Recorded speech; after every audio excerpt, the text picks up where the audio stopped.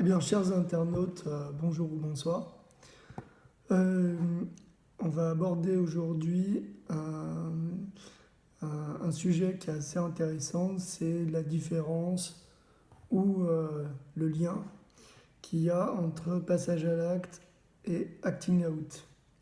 Hein, il y a un livre de Marcel Xermac, qui est psychiatre, psychanalyste, ou psychanalyste, psychiatre, on ne sait pas trop, qui va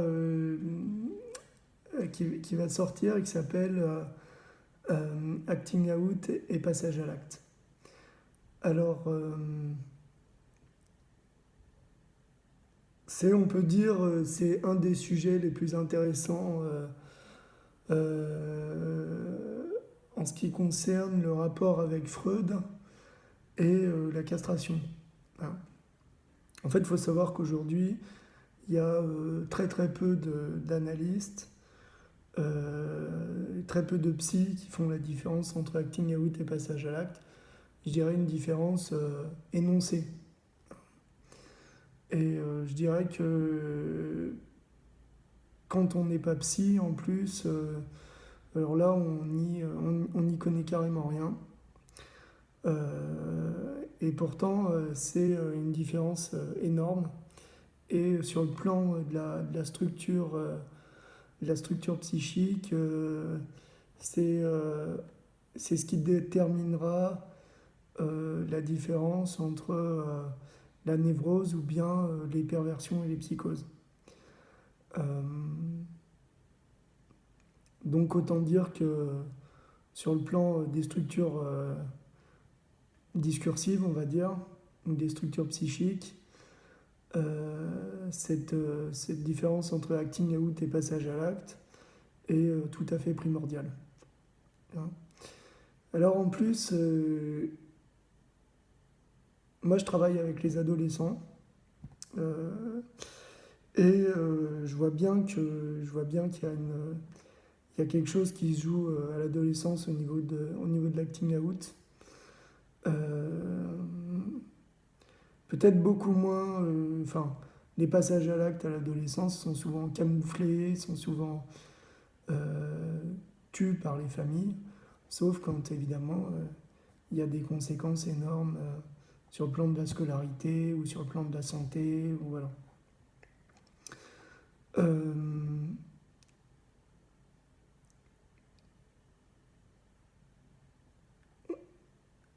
Non seulement l'acting out est nécessaire, hein, mais en plus, quand il n'y a pas d'acting out, hein, quand il n'y a pas de passage à l'acte non plus, euh, c'est extrêmement inquiétant.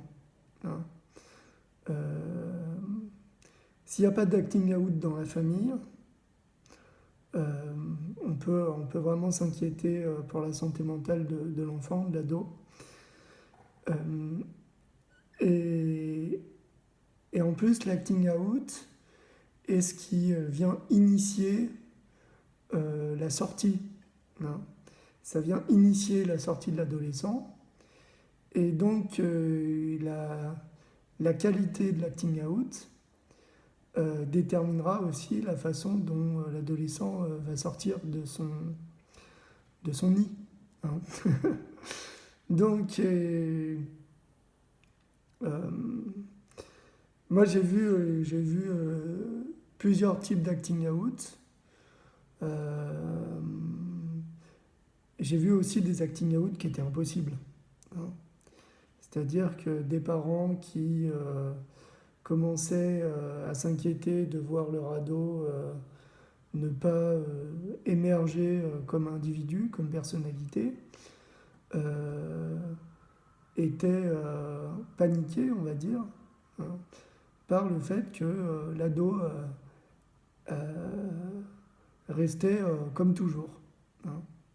C'est-à-dire qu'il n'y avait pas de cassure dans la structure, il n'y avait pas de division, il n'y avait pas de cassure, et du coup, tout se passait normalement, c'est-à-dire pas très très bien. Hein. Euh, et par contre, j'ai vu des acting out qui se passaient entre guillemets très bien, sachant qu'un acting out se passe jamais très bien. Hein. C'est le principe de l'émancipation de l'ado et la sortie de l'ado et la mise à l'âge adulte. Hein. Un acting out qui fait passer d'un enfant médiocre à un adulte qui prend ses responsabilités, c'est quelque chose qui est tout à fait, extraordinaire. Hein. Et ça arrive, hein, ça arrive. Moi, j'ai vu comme ça des ados qui arrêtaient pas de faire des conneries, qui travaillaient pas, etc. Et qui étaient en difficulté scolaire. Et je les ai vus faire des acting out avec plus 5 points sur la moyenne scolaire derrière. Alors c'est sûr, hein, avec des conflits dans la famille. Oui.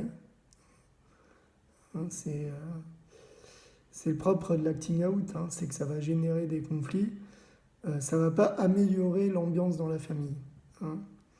Ça, c'est... parce que les parents, ils veulent en même temps un acting out, mais ils veulent que l'ambiance dans la famille s'améliore. Hein. Et non, l'acting out, ça va soulager les parents d'une certaine angoisse, mais ça ne va pas améliorer l'ambiance, ça ne va pas forcément améliorer l'ambiance dans la famille. Hein. Sachant qu'il ne peut pas y avoir 3 adultes dans le couple familial. Donc c'est bien une des problématiques auxquelles est confrontée la famille, une des problématiques à laquelle est confrontée la famille qui va subir l'acting out. Hein. Et voilà. Et alors en fait, on fait très très peu la différence entre l'acting out et le passage à l'acte.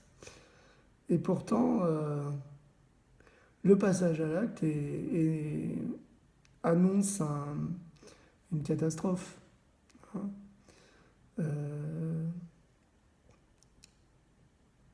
Tandis que l'acting out annonce une émancipation, une bonne émancipation. Hein. Voilà ce que je souhaitais dire. Et aujourd'hui, on peut dire que chez les psychanalystes et puis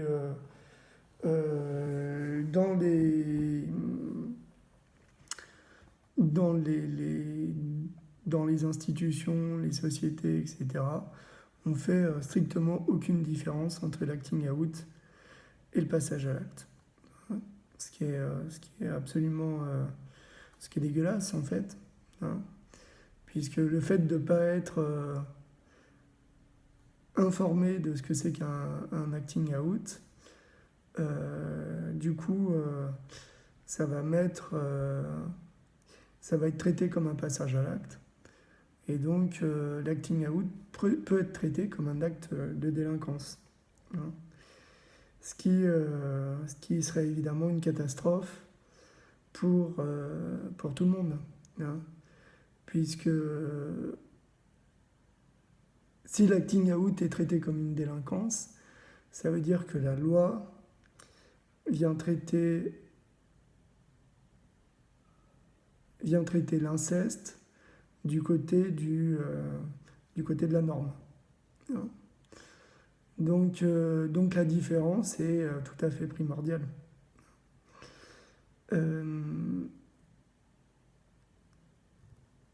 Je vois ça aussi. Je vois ça aussi au niveau politique. Là, on a en Europe une Grande-Bretagne qui veut sortir de la famille Europe.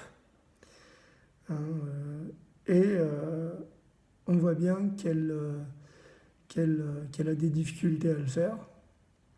Et ça va être très difficile de le faire en négociant tout. Hein. Donc on va voir si c'est un acting out ou un passage à l'acte. en tout cas dans les deux cas de toute façon, il y a un aspect non négociable. Il y a un aspect non négociable à la sortie. C'est ça qui rend le conflit absolument difficile. Mais dans un cas, l'acting out va laisser apparaître en arrière-plan tout un plan psychique, tout un plan inconscient qu'on attend. Il n'y a pas d'acting out sans que derrière, il y ait une attente de quelque chose. Alors justement, on ne sait pas trop quoi, on ne sait pas trop qu'est-ce qui est attendu, mais on sait qu'il n'y aura pas de sortie complète sans ce qui est attendu. Et on peut dire que c'est ça l'acting out, c'est le fait que derrière, il y a quelque chose qui est attendu et quelque chose d'extraordinaire. Contrairement au passage à l'acte, où derrière, ce qui est attendu, c'est la punition. Donc, voilà. Et la qualité de l'interlocuteur fera que ce qui est attendu sera attendu ou ne sera pas attendu. L'interlocuteur peut ne rien comprendre et, du même coup, ne même pas comprendre qu'il s'agit d'un acting out, c'est-à-dire qu'il s'agit de quelque chose qui n'est pas un acte de délinquance. Et évidemment, c'est capital pour la suite des événements. Sur ce, je vous souhaite une bonne lecture avec le livre qu'on attend qui va sortir en septembre de Marcel Xermac, Acting Out ou Passage à l'acte. À très bientôt. Au revoir.